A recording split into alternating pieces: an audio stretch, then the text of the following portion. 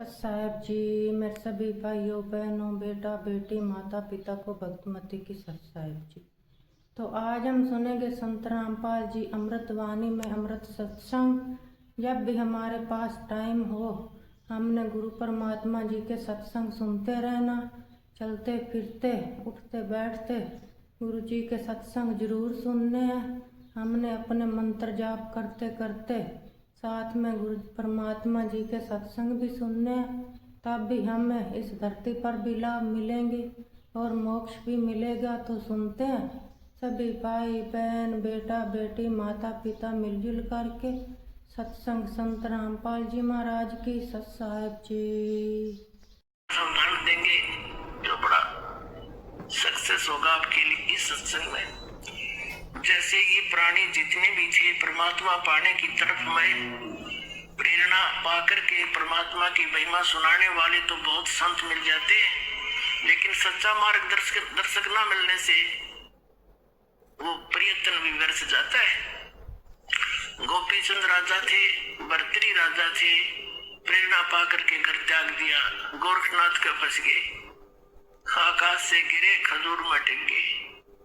अब सोचना आप कितने पुण्यकर्मी प्राणी हो। आप एक सिंपल सोल नहीं हो, आम आत्मा नहीं हो, सामान्य नहीं, बहुत लाडली परमात्मा की आत्मा कबीर साहब की। पर युगों युगों से वो आपके पीछे और आप आगे आगे भाग रहे हो, वो आपके पीछे पड़ रहा है। ऐसे ही एक शेख फरीद नाम का पुण्यकर्मी प्राणी मुसलमान धर्म में जन्मा, बचपन से घर त्याग दिया, परमात्मा प्रेरणा पाकर आगे फंस गए। ऐसे अज्ञानी संत के तपस्वी के अब जैसा गुरुजी, और वो गुरुजी भी ऐसा तपस्वी ऐसा सिद्ध पाक रहा था वहां पर। एक बार शेख फरीद, क्योंकि वो तो परमात्मा पाने के लिए घर से निकला था, संत ने उसके गुरुजी ने आश्रम बना रखा था। फक्कड़ फकीर थे वह, और उस आश्रम में 8-7 सेवक रहा करते थे। गुरुजी तपस्वी था, तपस्वी में तामस गणा होता है, क्रोधी गणा था। जरा सी भी कोई गलती कर देता था उसको डंडों से कूटता था, कई दिन सेवा नहीं देता था। अब शेख फरीद वो तो परमात्मा पाने के लिए निकली आत्मा थी, सिर धड़की बाजी ला रखी, गुरु जी का वचन शिरोधारी है, कुछ भी कह दे सो ही होगा। जिस कारण से उस संत के हृदय में चढ़ रहा था कि अभी बालक तो ये है, कोई ऐब नहीं, कोई छल कपट नहीं, दिन रात आज्ञा का पालन आज्ञाकारी है। तो जिस कारण से अन्य शिष्यों को ईर्षा होगी, गुरु जी तो इसको ज्यादा महत्व देते हैं। तो उन्होंने क्या किया, वो क्या कर रखा था कि रोजाना प्रत्येक एक सेवक की सेवा लगा करती, सारा काम वो करा करते। उन्होंने बांट रखी थी, जैसे कपड़े धोने का यूं करेगा तो रोटी खाने का बनाने का और हुक्का भरने का यो एक की सेवा लगती थी। और हुक्का पिया करता वो संत, तो क्या करते थे, खाना खाता था, जो खाना खिलाता था वही हुक्का भर के पिलाता था, उनकी सेवा थी। और उस संत ऐसा क्रोधी था, सोने से पहले खाना खाता, खाना खाते ही हुक्का चाहिए उसने 5 मिनट के अंदर अंदर, नहीं था धरती आसमान एक कर देता उनके लिए। और जो ऐसी किसी समय पर वस्तु नहीं देता था तो उसको कई दिन सेवा से वंचित कर देता था, बोलता नहीं था, बार एक लोग बढ़ा देता था, जो शकल भी ना दिखाना परे पड़ा रहे। तो अन्य शिष्यों ने सोचा कि कोई ऐसी गलती में आवाई उस शेख फरीद गुरुजी के हृदय से उतर गया। उन्होंने क्या किया कि गुरुजी खाना खाने के बाद हुक्का जरूर पीते हैं, हुक्का ना देने से फिर ये घड़े दुखी हो जाते हैं। शेख फरीद ने आग बनाई, उस दिन सेवा थी इसकी, हुक्का के लिए जैसे खाना बनाते हैं वहां आग तो बनी जाती है, और पता था उसने इतनी ऐसी व्यवस्था आती, खाना खिला के हुक्का भर के 5 मिनट 2 मिनट में दे दूंगा। अब वो खाना खाने चला गया, पीछे चेला नाग बुझा दी वो सारी। वो खाना खिला के आया, देखा चूल्हे में आग नहीं, उन्होंने सोचा बात बिगड़ गई। थोड़े से मौसम ऐसा था वर्षा का, तो उसने सोचा ये साथ में गांव है, आधा किलोमीटर की दूरी पर वहां धुआं उठता दिखा कि जाकर किसी माई से अग्नि ले आता हूँ। वो चलम में तम्बाकू डाल के हाथ में लेकर चल पड़ा पूरी स्पीड तक। वहां जाकर उस माई से कहने लगा, माई तम्बाकू आग देना, आग देना, अग्नि देना, हुक्का भरना है। वह माई आग सलगावे थी, कभी बुझ जावे थी, फिर मारे थी फूक धुएं में आंखें उसकी लाल हो रही। वो देख के उसने कहने लगी कि आग में ना मिलती, आंख फोड़वा ले, आंख फोड़ ले, आंख फोड़े तो आग मिले। उसने सोची गुरुजी नाराज ना होने चाहिए, आंख कान के फूकूंगा, आंख में दे के चिमटा और फोड़ दी। माई दूसरी भी फोड़ू, उन्हें देखी तो कर दिया काम इसने। वह कह रही थी छो में गुस्से में, वह डरेगी कुछ नाथ का चेला बाबा का, अरे तेरी सहायता होगी। वो सारी चलम आग काट दी चूल्हे में, तुम्हारे धर ले बाबा जी। और उस आंख ने वही घेर के शेख फरीद बांध के कपड़े सिर के और आंख के कपड़ा और धर के चलम फटाफट फिर दौड़ दिया स्पीड से। अब उस गुरुदेव ने 5 मिनट पाठ दे के इंतजार करी, 6 मिनट करी, 7 मिनट, 8 मिनट, फिर आवाज लगाई रहे शेख फरीद, हुक्का नहीं लाया। अब वो थोड़ी दूरी पे था, उन्हें फिर दूसरी आवाज लगाई रहे, कित मर गया। उसने सुन की आवाज है गुरुजी, आवाज लगा रहे, कहने लगा आ गया गुरुजी, आ गया गुरुजी।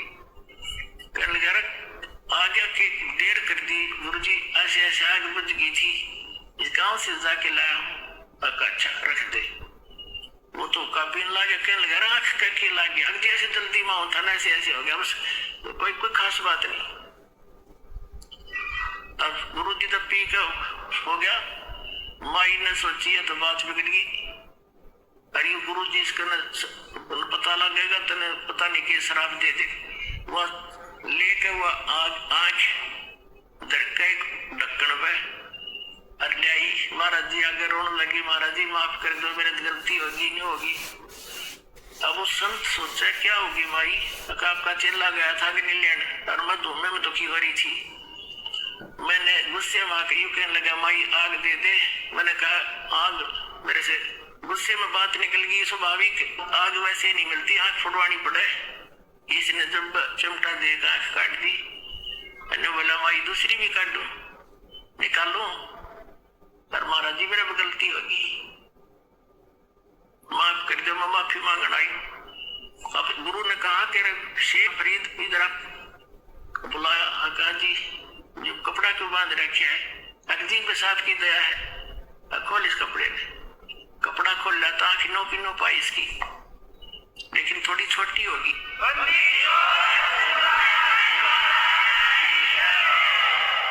अब वो माई अपनी आंखों देख रही, किस बाबा जी में तो बड़ा चमत्कार है भाई, कमाल कर दिया उसने, सारे गांव में बता दी। अगर आंख ही आ रही तो उसकी आंख नो कर दी उस संत ने। तो वो धीरे धीरे सारे आसपास के क्षेत्र में उस संत की गजब की महिमा होगी और बड़ा महिमा का पात्र बन गया।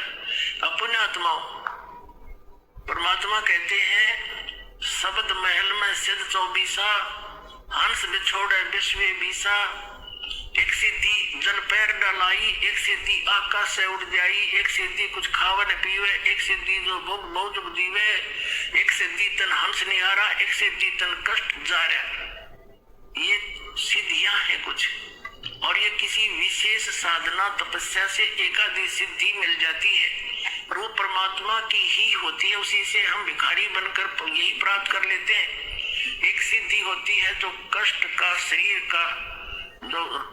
शरीर का कष्ट निवारण कर देती है। जैसे कई झाड़े लवाते हैं, उनके झाड़ों से आराम हो जाता है, तो वो झाड़े ला सके हैं। अगले दिन में बन गया गधा, बताओ झाड़े का कैसा रल गया।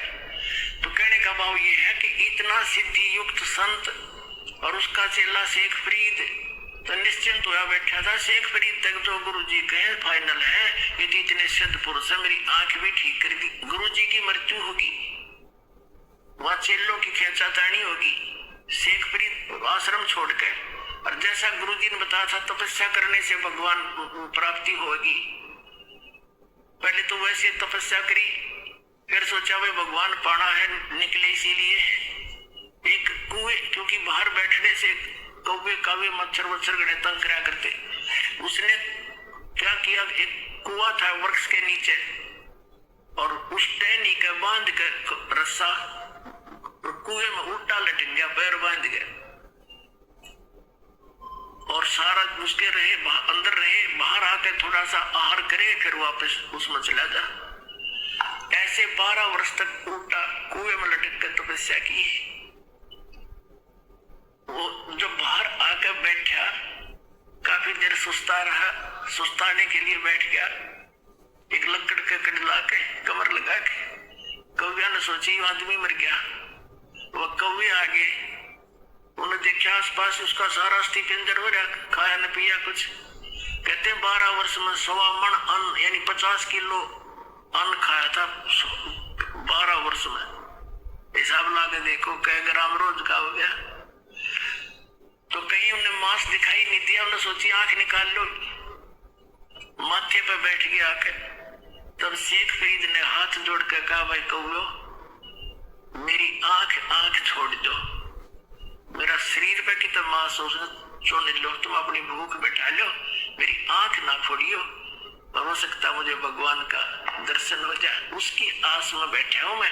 आंख छोड़ दी। जब बोला तो कौवे उठ गया कि तो जीव है। उसने सोची अब तो फिर कुएं में लटक जा, ये बार आंख भी जाएगी तेरी। उल्टा लटक गया, रोए बैठे पड़ा उस कुएं में। ये भगवान, शरीर का अंत हो गया और दर्शन आपने दिए नहीं, ये परमात्मा मेरा जीवन व्यर्थ हो गया। उसी समय वो परमात्मा आए, कबीर भगवान सतलोक से चलकर अल्लाह अकबर, और कुएं पे खड़ा होकर वो रस्सा में लटक रहा था, नीचे रस्सा बांध के उसको खींचा, ऊपर ने बाहर निकालना चाहा। अब शेख फरीद जब ऐसे कुएं में लटकता था तो वहां ये गवाले आ जाते थे, गडरी बकरी भेड़ चराने वाले, वो शरारत कर देते थे, रस्सा पर डंडा रोड जाके उन्हें ऐसे घुमा छोड़ देते ला के। वो कभी नोन सिर लगता उसका, कभी कुएं में इधर लगता, वो न्यू करके बेचारा अपना टाइम पास करता। उसने सोचा कोई शरारती फेर आ गया, इसने बाहर ही निकाल लिया मैं तो। जब परमात्मा ने बाहर निकाल कर ऐसे उल्टा लटके वो कहता है शेख फरीद कि भाई मैंने क्या बिगाड़ा तेरा, मुझे मत छेड़, मैं अपना काम कर रहा हूं, तो अपना काम कर, मुझे ना तंग करे। संतों को सताया नहीं करते। परमात्मा ने पूछा कि क्या कर रहे हो आप भगत जी? कि मैं परमात्मा के दर्शनार्थ, परमात्मा पाने के लिए और भगवान के दर्शन दीदार करने के लिए मैं अपनी साधना कर रहा हूं। कबीर साहब ने कहा कि मैं हूं भाई वो अल्लाह अकबर, मैं हूं भगवान। इसने बोला मजाक मत करे, भगवान के बारे में मुझे मजाक से नहीं होता, तो अल्लाह नहीं हो सकता। परमात्मा बोले कबीर जी कि और कैसा होता अल्लाह, कि वो तो निराकार है, वो तो बेचून है, फिर आप क्या कर रहे हो यहाँ पर? उसके दर्शन के लिए, उसके दीदार के लिए ये साधना कर रहे हो? कहा उसके दर्शन करने के लिए। भले आदमी हो, अपनी थ्योरी तो सोचो क्या कह रहे हो। एक तरफ तक कह रहे हो भगवान निराकार है, फिर उसको देखना भी चाह रहे हो तुम, पाताल में जा रही तुम्हारी बुद्धि। अपने आत्मा कहते हैं ज्ञान कर गाम का तो चमका ऐसा होया करे। जब उसने ये सुना कि एक तरफ तुम देखना चाह रहे हो और फिर उसको निराकार बता रहे हो, फिर क्यों डिलेट हो रहा है? अब उसने सोची शेख फरीद ने कि भाई आदमी तो काटे का ही हो, राम तो नहीं, भगवान तो नहीं हो सकता, पर बाखबर अवश्य है। जैसे कुरान शरीफ की सूरत फुरकानी 25 आयत नंबर 52 से 59 में लिखा है कि हजरत मोहम्मद जिसको अपना खुदा मानते हैं वो खुदा कह रहा है कि हे पैगंबर, तो इन काफिरा की बात मत मानना, ये कबीर को भगवान नहीं मानते, ये तो देवी देवता अन्य बुत पूजा में लगे रहते हैं, इनके साथ संघर्ष करना उस कबीर के लिए, इनकी बातों मत आना, लड़ना नहीं। फिर वो परमात्मा वही है जिसने सारी ब्रह्मांड की रचना की, 6 दिन में सृष्टि रची, 7वें दिन तख्त पर जा बैठा, उसकी खबर किसी बाखबर से पूछ ले। एक तो इसे हो गया कि कुरान शरीफ का ज्ञानदाता भी उस परमात्मा के पाने और उस परमात्मा से अपरिचित है। किसी बाखबरे तत्वदर्शी संत को खोजने की ही कही है। ऐसे गीता अध्याय नंबर 4 के श्लोक नंबर 34 में कहा है कि अर्जुन उन तत्वदर्शी संतों की खोज कर और उनको दंडोत प्रणाम करने से, नम्र होकर प्रसन्न करने से वो तत्वदर्शी संत तुझे उस परमात्मा, उस तत्व ज्ञान का उपदेश करेंगे। तो गीता ज्ञानदाता भी उस तत्व से अपरिचित है, उस तत्व ज्ञान से अपरिचित है। तो उसके ये बात समझ में आ गई कि संत पक्का है, ये तो सही आदमी टकरा गया, चरण पकड़ लिए क्यों के और कहा मुझे मार्ग बता दे, कैसे मिला भगवान। परमात्मा बोले तेरा यकीन हो या ना हो, वो परमात्मा तो मैं हूं, लेकिन मेरे दर्शन से मोक्ष नहीं होगा। मैं जो साधना बताऊंगा उससे तेरी मुक्ति होगी, और तब तो वहां जाएगा जहां आने के बाद फिर कभी लौट कर संसार में नहीं आते, सदा सुखी होगा। तब उसको धीरे धीरे कोई आहार कराया।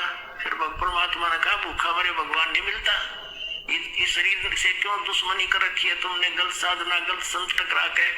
तो परमेश्वर कबीर जी ने वो परमात्मा मिले, उनको नाम दिया, और जब शेख फरीद का कल्याण हुआ, पुण्यात्माओं आज आपको वही साधना सहज में मिल गई, पर समझा है तो सर दर पाओ और बहुत नीरे सदा बोलो सच।